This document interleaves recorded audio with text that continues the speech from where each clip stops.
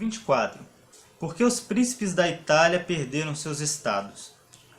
As sugestões que já foram dadas, quando observadas cuidadosamente, permitirão que um príncipe novo pareça bem estabelecido e logo o tornarão mais seguro e mais firme no estado do que se fosse um príncipe antigo, porque as ações de um príncipe novo são observadas mais de perto do que as ações de um príncipe hereditário.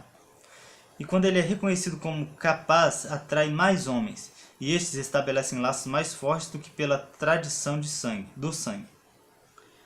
Porque os homens são atraídos mais pelas coisas presentes do que pelas passadas, e quando estão bem no presente, apreciam isso e não procuram nada mais nada. Também defenderão um príncipe se ele não lhes faltarem outras coisas. Assim terá a dupla glória de ter estabelecido um principado novo e de tê-lo adornado e fortalecido com boas leis, boas armas, bons aliados e bom exemplo. Por outro lado, será uma dupla desgraça para aquele que tiver nascido príncipe e perder o estado por sua falta de sabedoria. E se considerarmos aqueles senhores que na Itália perderam seus estados nos nossos tempos, como o rei de Nápoles, o duque de Milão e outros, acharemos neles primeiro um defeito em comum quanto às armas, pelas razões que já foram expostas.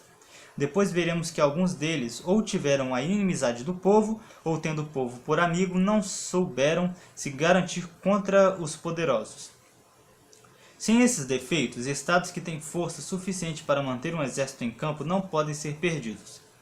Filipe da Macedônia, não o pai de Alexandre o Grande, mas aquele que foi derrotado por Tito V, não tinha muito território, comparado à grandeza daquele dos romanos ou da Grécia, que o assaltaram. Porém, sendo um homem de espírito militar que sabia atrair o povo e se garantir contra os poderosos, sustentou por muitos anos a guerra contra os seus inimigos e se afinal perdeu o domínio de algumas cidades, mesmo assim não perdeu seu reino.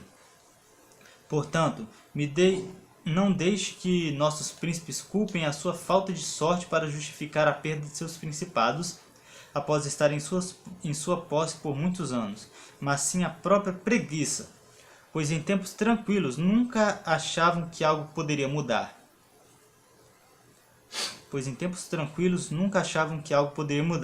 É um defeito comum dos homens, na bonança, não se preocupar com a tempestade.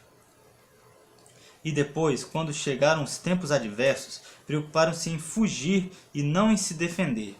E esperaram que os súditos, cansados da insolência dos conquistadores, o chamariam de volta. Esse comportamento é bom quando os outros falham, mas é muito ruim ter negligenciado todos os outros remédios por esse.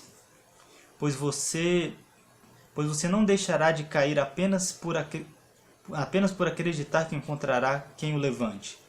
Isso, novamente, não acontece, ou se acontecer, não será para sua segurança, dado que a defesa se torna vil se não depende de você.